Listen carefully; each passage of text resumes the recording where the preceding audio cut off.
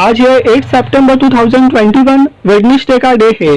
अगर आपने मेरा चैनल सब्सक्राइब नहीं किया है तो स्टॉक मार्केट की जेन्युइन इन्फॉर्मेशन पाने के लिए मेरे चैनल को सब्सक्राइब कीजिए। Larsen and Toubro infotech limited के बारे में बात करेंगे। लॉन्ग टर्म इन्वेस्टमेंट के लिए एक बेहतरीन स्टॉक है। L&T ग्रुप का यह स्टॉक है।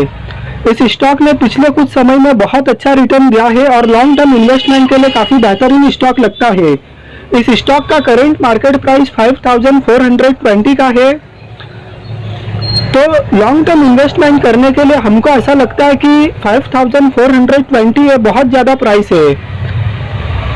हमको लॉन्ग टर्म इन्वेस्टमेंट करने के लिए स्टॉक के प्राइस को कम कंसीडर करना चाहिए।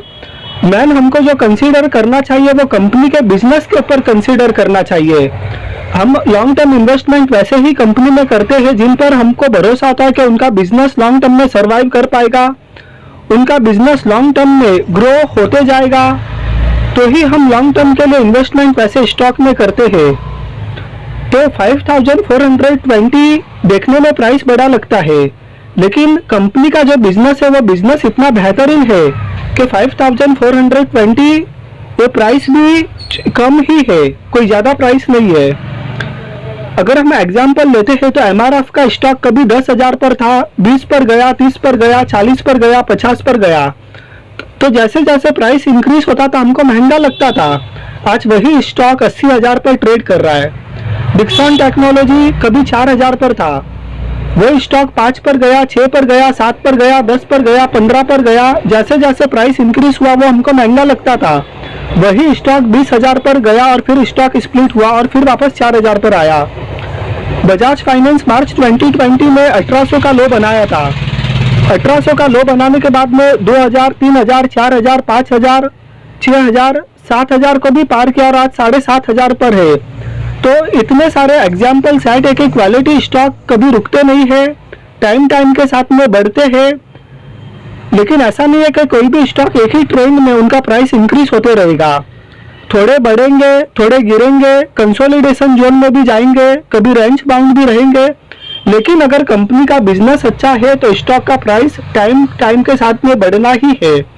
तो Larsen and Toubro infotech limited एक शानदार स्टॉक है जिसका प्राइस मेरा मानना है कि समय समय पर बढ़ना ही है। आज के दिन में इस स्टॉक में 0.28% की तेजी रही। पिछले 5 दिन में इस स्टॉक में 2.74% की तेजी रही। पिछले एक महीने में 14.14% की तेजी रही। तो एक महीने में इस स्टॉक ने लगभग 14% का रिटर्न दिया। पिछले 6 महीने में 39.10% यानी लगभग 40% की तेजी रही। तो पिछले 6 महीने में भी इस स्टॉक ने बहुत अच्छा रिटर्न दिया। ईयर टू डेट में 46.51% का रिटर्न दिया है। पिछले एक साल में तो 120.73% का रिटर्न दिया, यानी इस स्टॉक ने पिछले एक साल में आपका पैसा डबल कर दिया। पिछले 5 साल में तो 742.86% का रिटर्न दिया है और मैक्सिमम देखते हैं तो 674.29% का रिटर्न दिया है। तो लॉन्ग टर्म इन्वेस्टमेंट करने के लिए हमको प्राइस को कंसीडर नहीं करना चाहिए कि स्टॉक किस प्राइस पर ट्रेड हो रहा है। लॉन्ग टर्म इन्वेस्टमेंट करने के लिए हमको कंपनी के बिजनेस को कंसीडर करना चाहिए। और L&T इन्फोटेक लिमिटेड का काफी शानदार बिजनेस है जो लॉन्ग टर्म में ग्रो होते रहेगा। इसका हम कुछ और भी फंडामेंटल्स देखते हैं। Total reserves and surplus 6,842.80 crore, पहले 4,696 करोड़ था, उसके बाद में 5,105 करोड़ और अब 6,842.80 करोड़। तो टोटल रिजर्व्स एंड सरप्लस में भी अच्छी जंप है। लॉन्ग टर्म बोरोइंग्स कुछ भी नहीं है। तो कंपनी के ऊपर लॉन्ग टर्म का जो कर्ज है वो कर्ज 0 है, जो कि बहुत अच्छी बात है। शॉर्ट टर्म बोरोइंग्स भी कुछ भी नहीं है कंपनी के ऊपर। शॉर्ट टर्म बोरोइंग्स भी 0 है, तो कंपनी के ऊपर शॉर्ट टर्म का कोई कर्ज भी नहीं है, जो कि बहुत अच्छी बात है। Cash and cash equivalence 401.10 crore है, पहले 215.40 करोड़ था, उसके बाद में 371.40 करोड़ और अब 401.10 करोड़। तो कंपनी के पास में पहले के कंपेयर में कैश भी अच्छा है और टोटल असेट्स 9,987.70 करोड़। तो पहले के कंपेयर में कंपनी के टोटल असेट्स में भी अच्छा इंप्रूवमेंट है। तो इस कंपनी का बैलेंस शीट भी काफी शानदार है कि कंपनी के ऊपर लॉन्ग टर्म बोरोइंग्स कुछ भी नहीं है, शॉर्ट टर्म बोरोइंग्स कुछ भी नहीं है। इसका मतलब कि कंपनी पूरी तरह से डेब्ट फ्री है। तो लॉन्ग टर्म इन्वेस्टमेंट के लिए हमको ऐसे स्टॉक का चुनाव करना चाहिए जो कि पूरी तरह से डेब्ट फ्री कंपनी हो। हमको वैसे ही स्टॉक का चुनाव करना चाहिए जो कि पूरी तरह से डेब्ट फ्री स्टॉक हो। ये कंपनी ऑलमोस्ट एक डेब्ट फ्री कंपनी है। तो जब हमने बैलेंस शीट देखा तो उससे भी हमको पता चला कि एक पूरी तरह से डेब्ट फ्री कंपनी है। पिछले 5 सालों में कंपनी ने अच्छी प्रॉफिट ग्रोथ बताई है 18.23% CAGR के साथ में। 3 इयर्स रिटर्न ऑन इक्विटी 31.31% है जो कि काफ़ी शानदार है। और कंपनी एक healthy dividend pay out maintain रख रही है 33.45% के साथ में। तो काफ़ी पॉजिटिव बातें इस कंपनी की है जो कि लॉन्ग टर्म इन्वेस्टमेंट करने के लिए ज़रूरी होती है। इस कंपनी का प्राइस टू अर्निंग रेशियो आपको TCS, Infosys, Wipro, HCL technologies, tech Mahindra के कंपेयर में आपको ज़्यादा लग रहा है, लेकिन ये एक हाई ग्रोथ कंपनी भी तो रही है। तो मेरा ये मानना है कि 46.97% का price to earning ratio justified भी है। इसका हम पिछले 3 सालों का अगर सेल्स देखें तो मार्च 2019 में 9,446 करोड़, मार्च 2020 में 10,879 करोड़ और मार्च 2021 में 12,370 करोड़। तो इस कंपनी का सेल्स इंक्रीज हो गया। और जब हम इसका प्रॉफिट बिफोर टैक्स देखें तो मार्च 2019 में 2,028 करोड़, मार्च 2020 में 2,003 करोड़ और मार्च 2021 में 2,588 करोड़।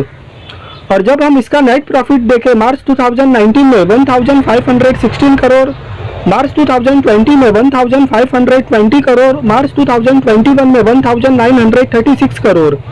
तो इस कंपनी का आप सेल्स बोलो, प्रॉफिट बिफोर टैक्स बोलो, नेट प्रॉफिट बोलो, EPS बोलो, टाइम और यानी हर प्रीवियस ईयर के कंपेयर में इंक्रीज होते गया।